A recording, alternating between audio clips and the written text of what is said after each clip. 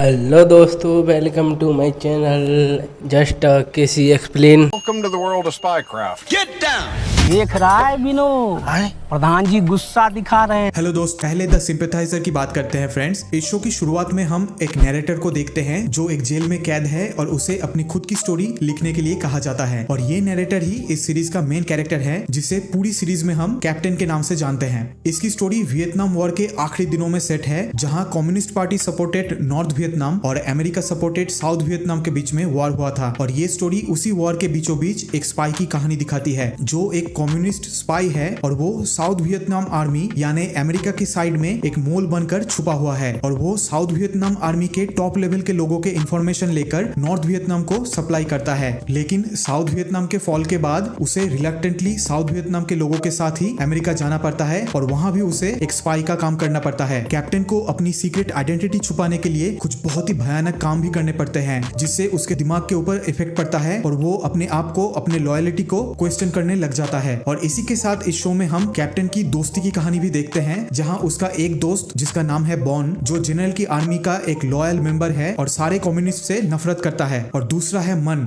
जो कैप्टन का ही communist handler है और कम्युनिस्ट पार्टी के लिए काम करता है। तो कैप्टन के बचपन के दो दोस्त दो अलग आइडियोलॉजी को बिलोंग करते हैं। और इस सीरीज में क्या कैप्टन आखिर तक अपनी सीक्रेट आइडेंटिटी छुपा कर रख पाता है? क्या इस रेवोल्यूशनरी का मकसद आखिर तक पूरा होता है? और कैप्टन अपने देश जिसके लिए उसने इतनी सारी सैक्रिफाइसेस की है और इतने भयानक काम किए हैं वहां लौट पाता है? ये आपको इस लिमिटेड सीरीज में देखना होगा। अब सीरीज की रिव्यू की बात करते हैं। द सिंपैथाइजर एक 7 episode spy drama mini series है जिसे साउथ कोरियन डायरेक्टर पार्क चुन ओक ने डायरेक्ट किया है और ये सीरीज एक पुलिट्जर प्राइज विनिंग नॉवेल के ऊपर बेस्ड है। तो ये सीरीज मुझे बहुत ही यूनिक लगी और इसकी स्टोरी भी बहुत ही इंटरेस्टिंग है, जहां दोनों साइड्स को ही क्रिटिसाइज किया गया है। और इस सीरीज में वियतनाम वॉर को नहीं लेकिन उसके बाद के आफ्टर इफेक्ट्स को दिखाया गया है, जहां कुछ पॉलिटिशियंस कैसे इस वॉर को अपने फायदे के लिए एक्सप्लॉइट करते हैं और दूसरी ओर जिस कंट्री के लिए वॉर हुआ था वहां कैसे हालात है उसको भी दिखाया गया है। दूसरी पॉजिटिव की बात करें तो इस सीरीज का डायरेक्शन बहुत ही अमेजिंग है जो इस सीरीज को बहुत ही सिनेमैटिक बना देता है। और लास्ट में बात करते हैं इस शो के एक्टर्स की ब्रिलियंट एक्टिंग की। इस शो में लीड रोल में कैप्टन का रोल प्ले किया है हुआ सोनाडे ने,